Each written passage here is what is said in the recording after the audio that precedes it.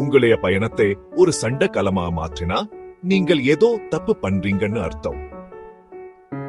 உங்க சீட் மத்தவங்களோட பாதுகாப்பு பாதிக்குதுன்னா எழுந்து நெல்லுங்க. உண்மையாவே சொல்றேன். பொது போக்குவரத்தில் மரியாதைங்கிறது உங்கள்கிட்ட இருந்துதான் ஆரம்பிக்குது. ஒவ்வொரு நாளும் நெரிசலான பேருந்துகளில் பெண்கள் அசௌகரியத்தையும் ஆபத்தையும் சந்திக்கிறாங்க.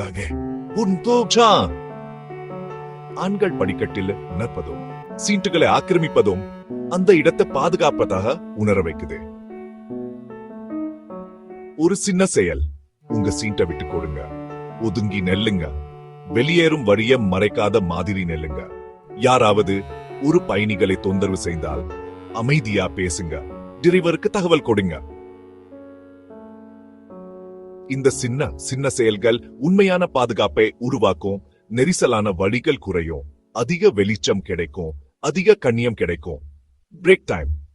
கேரளாவின் பேருந்துகள் எல்லாருக்கும் சொந்தம். பொது போக்குவரத்தில் மரியாதை பாதுகாப்புக்காக எழுந்து நெல்லுங்க.